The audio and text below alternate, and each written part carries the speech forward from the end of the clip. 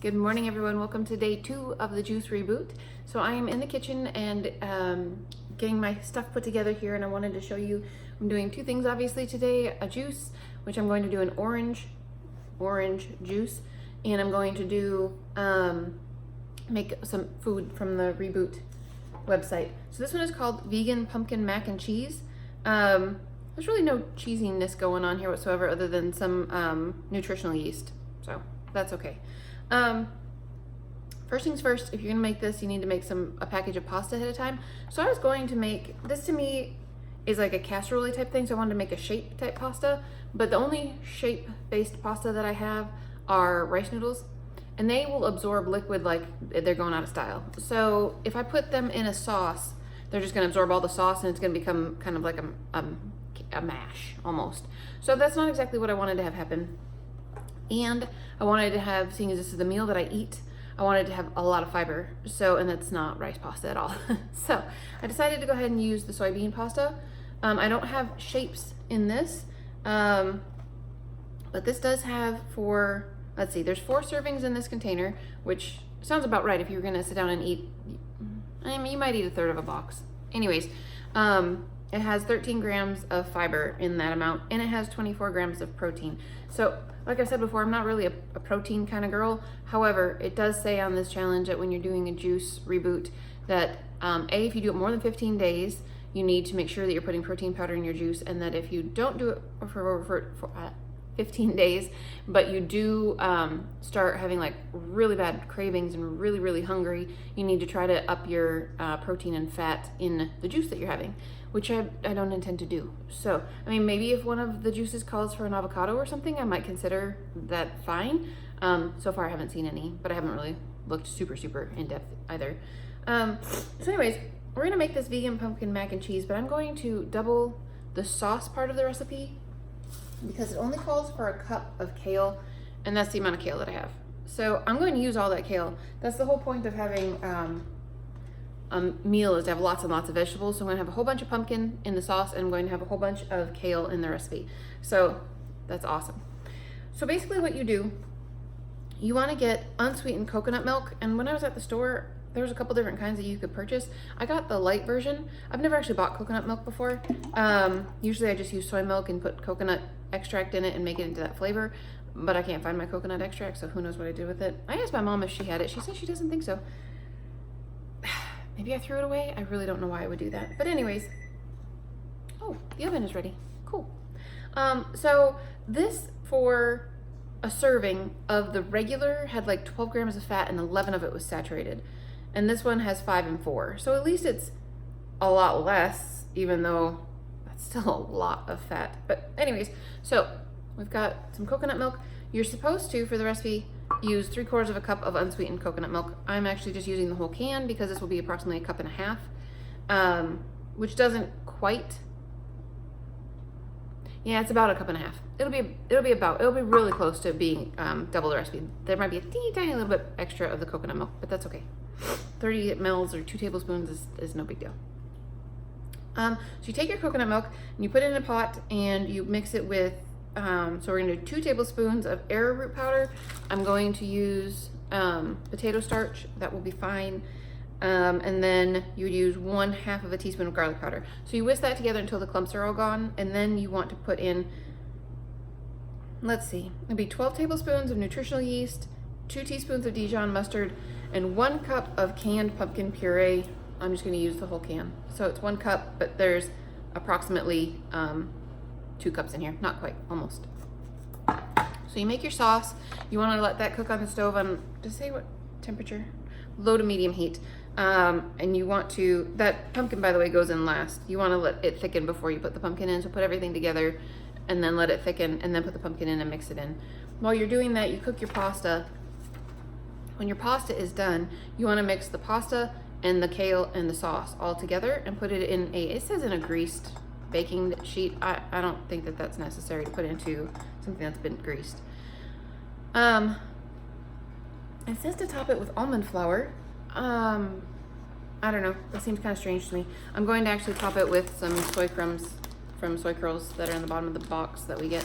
I think that would be fine for a topping, and I don't really think that it needs to have, Almond flour just seems weird to me. I don't have almond flour, so I couldn't do it if I wanted to anyway.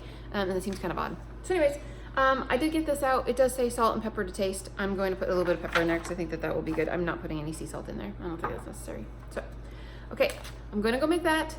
Then while that's in the oven baking at 350 for 20 minutes, we're going to come back and make some juice. So I'll see you guys in a few minutes. Alrighty guys, so it's time to make ginger pear snip is what it's called. So basically you need a bunch of parsnips and some pears. I got red pears. I don't think it mattered whether you got green pears or red pears, but and it's got a little chunk of ginger that I'm supposed to put in there. So it specifically says, one thing I really like about the book is that it says exactly what to do with the different fruits and veg before you, in order to juice them. So parsnips, don't have to peel them, just chop off the ends. Pears, you don't have to peel them and you don't have to core them at all. You just have to take the stem off, and the garlic you just peel. So that was really easy. So let's make some juice.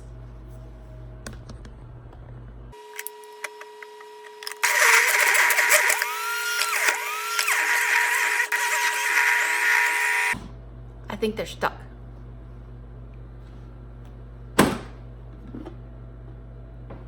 Yep, they're stuck. Let's try that again.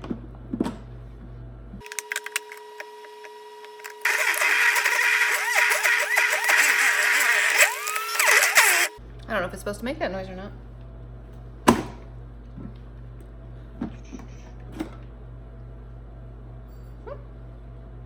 Looks fine. It's doing a good job.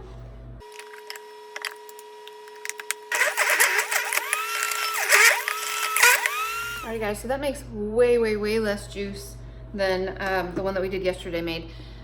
So I'm not sure exactly how you're supposed to get 2 servings out of this because I doubled the recipe. I am going to take the pulp that's in here out and rejuice it because yesterday the pulp was like super saturated still.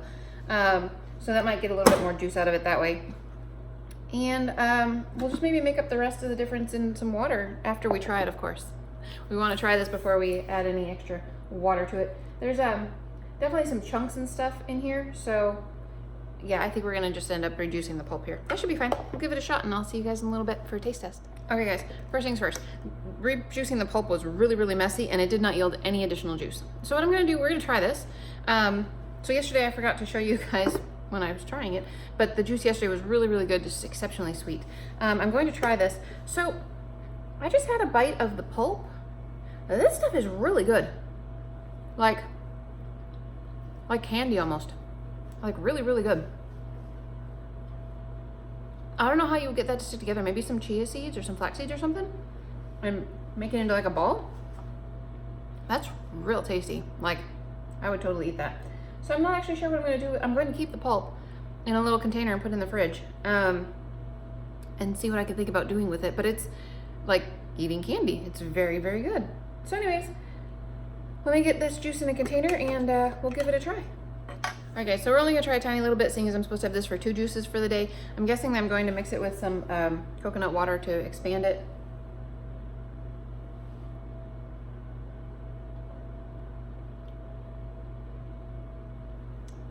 Okay. I like the pulp. It's super sweet. The juice itself is, whoo, that's a lot of ginger. Should have used a lot less.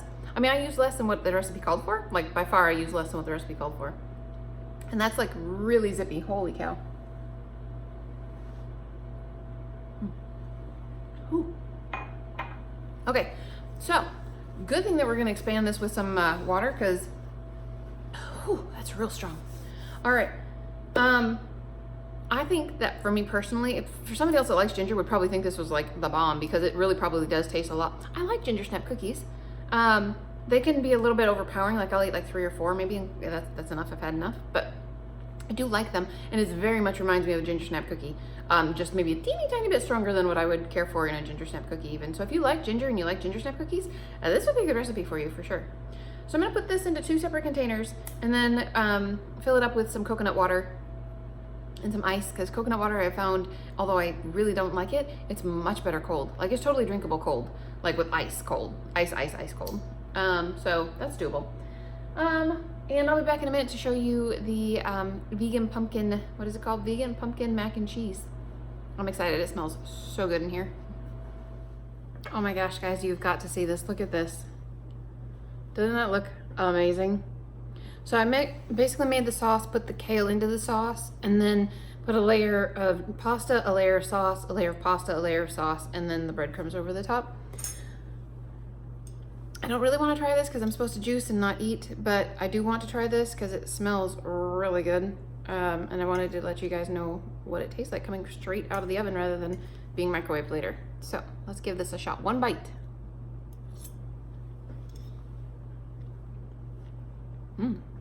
That's good. Yep, that's very good. Yeah, I don't know if you would want to add anything else to it.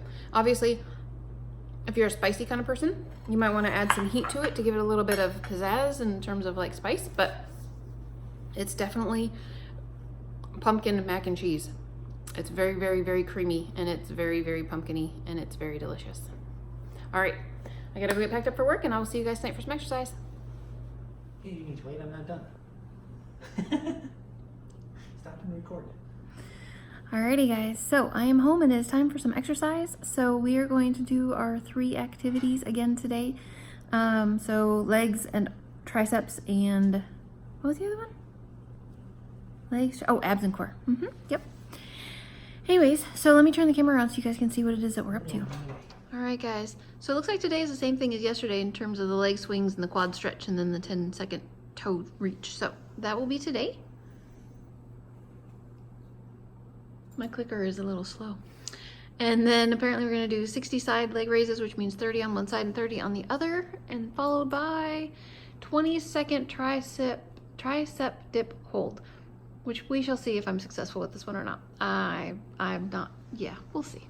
Okay, I'll be back with you guys in a little bit after we exercise. Alrighty guys, so we are done with our exercise. Actually, it goes by really, really fast. So for the 20-second tricep hold, I held it for like 7 or 8 seconds and then stopped, and then Preston was in charge of the timer. She said I stopped for 3 seconds and then went back to it. And probably about the last second or two I was done. I sat down on the floor. Yeah, I don't have any tricep muscles at all. They're just wussy muscles. Anyways, so the 60 of the leg raises was kind of a bit much, not in terms of like abs and core at all, but like the side of your hip area right below that. Yeah, that was a good workout. So anyway guys, that's it for me. I'm going to go and make a cup of veggie broth and enjoy that. And my food today was awesome, like super, super good. Anthony had it for lunch and said it was really, really good. He really liked it. So that's pretty cool. Go ahead and make that Parmesan, what was it? Vegan pumpkin macaroni and cheese. Definitely make that. It was good.